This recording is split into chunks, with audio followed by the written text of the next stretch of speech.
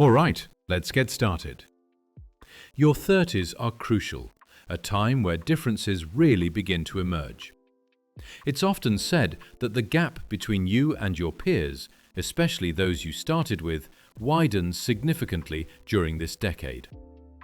We're diving into how to make the most of your 30s to avoid wasting them.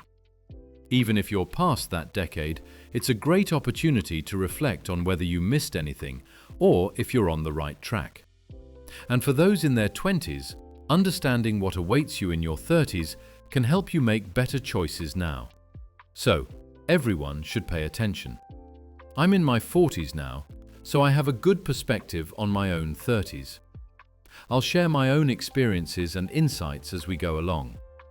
Let's jump right in and explore the mindset you should adopt in your 30s. What kind of thinking should we be doing? I know you're eager to hear all about it.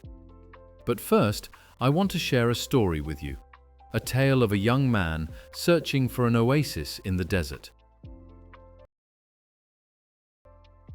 Imagine this young man, desperately seeking an oasis, his throat parched and dry as he trudges through the seemingly endless sand.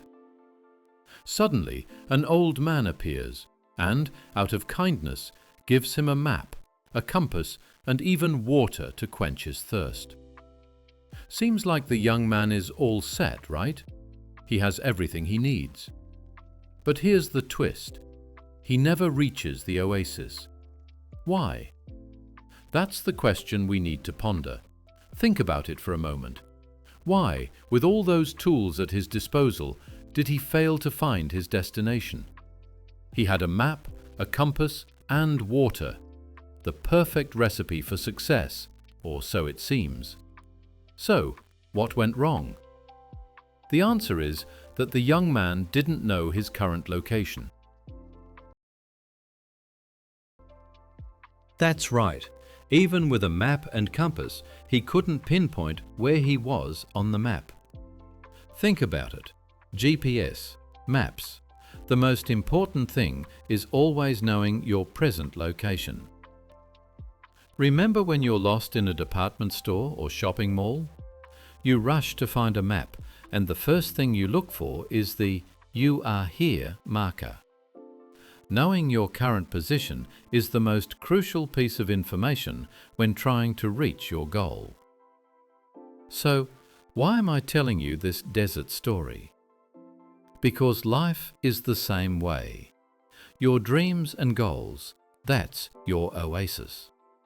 As you navigate life, you're striving to reach that oasis, that desired destination. Things like videos, advice from mentors, and other resources are like the maps, compasses, and water. But unless you know where you are right now, you'll never reach your goals. It's a sobering thought, isn't it? So, what is your current location in life?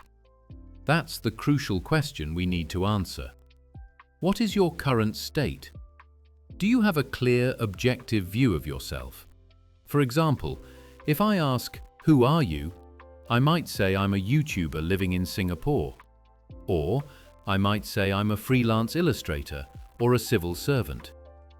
But your current location is more than just your job title. What does that mean? Well, there are countless civil servants, but their circumstances, beliefs, and personalities are all different. The same goes for freelance illustrators. So, what do you need to understand about yourself? To figure that out, you need to take inventory of yourself, a self-assessment. Think of it like taking stock of what's on the shelves in a store. You need to analyze yourself. What do you like? What do you dislike? What are you good at? What are you bad at? What do you value? What don't you care about? What makes you happy? What makes you miserable? What are you striving for? What do you want to avoid? Can you answer these questions right away? If not, then you need to write them down. Don't just type them into your phone, actually write them down. When you explore your likes, dislikes, strengths, weaknesses, values, and goals, you might find, as I did, that you were searching for these things in your 30s. So, how does your 30s compare to your 20s? Your 20s are a time for input. You're transitioning from being a student, starting to grasp your identity, and entering the workforce. You're constantly absorbing new information, unlike the academic learning you did as a student.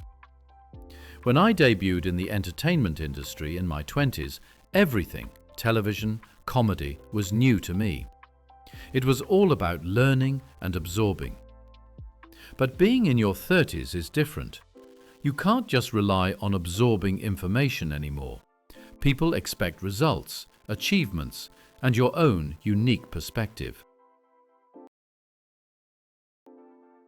At 29, you might still be seen as young and inexperienced, but at 30, the expectations change. You need to be able to articulate who you are, what you do, and what your position is. The period of pure input ends, and the emphasis shifts to output. And if you haven't taken stock of yourself, if you're not clear on who you are, you won't be able to express yourself effectively. And that's when you start to fall behind. Towards the end of my 30s, I went to a class reunion. I saw my comedy peers, and it was clear that some had achieved their goals in terms of their careers, personal fulfillment, and social status. It made me realize how important your 30s are and how they impact your 40s.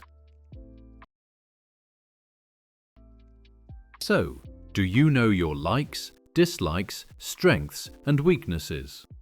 Many people don't, but I've often said that I hate appearing on shows where I just watch videos.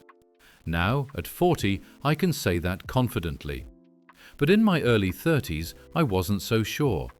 I knew I didn't like it, but I wasn't sure if it was okay to dislike it. But as I gained more experience, I realized that I simply didn't enjoy those types of shows. What did I enjoy? I realized I loved talking for long periods of time. Shows that allowed me to talk for 2 or 3 hours were great. But it wasn't just about talking, it was about talking about things I was good at. I got good feedback when I talked about urban legends or shared my mistakes. I realized that I was good at delivering informative content in a lecture format. That realization came in my 30s. In my 20s, I debuted with stories of my own adventures. But I was so busy gaining new experiences that I didn't have time to think about my strengths and weaknesses. It wasn't until my mid-30s, around 33 or 34, that I did Perfect Human and encountered Failure Teacher, a show. That's when I realized that I worked well with music and that my strength was lecturing and presenting. I decided to focus on solo presentations and music with my group. Finding that out in my mid-30s allowed me to shift my focus and in my late 30s discover that platforms like YouTube were perfect for my strengths. Finding your current location is the key to success. The sooner you find it, the closer you'll get to your goals. To find it, you need to write things down and think. And remember, things change, so you need to take stock of yourself regularly. Start by writing down your likes and dislikes. It might be vague at first. It took me a long time to realize that I was good at lecturing. I knew I liked talking, but I didn't know what I should talk about. But as I explored it, I realized that I enjoyed talking about educational topics and giving lectures. As you gain clarity, take some time every few months to reflect on your likes, dislikes, and strengths. This is crucial. You can't reach the oasis if you don't know where you are. Once you've started to understand your current location, there's something else you need to do in your 30s. Shed your baggage. Trying to find the oasis while carrying heavy baggage will be a difficult journey. What is this baggage? It's the self-doubt that comes from past failures and setbacks. In your teens, you might have felt like you could do anything. You read manga and imagined yourself as the hero, ready to conquer the world. But then you enter the workforce and get knocked down due to your inexperience. Your 20s are often filled with bitter experiences. That was certainly the case for me. I debuted on television with a bang, hailed as the next big star. But every time I worked, I was outmatched by my seniors. There were many times when I couldn't get a word in. It was frustrating. Those experiences led to self-doubt in my early 30s. I wondered if I had any potential left. I had failed so many times in my 20s, but remember, everyone's 20s are difficult. It's a time for input, setbacks, and learning your limitations. That input, experience, and those setbacks become your weapons in your 30s. That's when things start to click and you start to see success. So forget about your failures in your 20s, they don't count. So how do you shed the self-doubt from your 20s? You need to recognize that self-doubt and dwelling on past failures are baggage. How do you actually get rid of it? With words. Your words and thoughts become your reality. It's a common theme in self-help, but it's true. You need to avoid saying things like, "I can't do it," or "I'm not good enough," or "There are people who are better than me," or "I've never done it before." Thinking and saying those things will only make you more negative. You need to be careful with your words and use positive, hopeful language. The author calls it wonderful misunderstandings. Believe that you are capable of more, even if it seems like a delusion right now. As you enter your 30s, you need to abandon self-doubt and start saying, "I can still do it." Speaking those words will help you shed your baggage. So, make it a habit to use positive language. Make it your motto.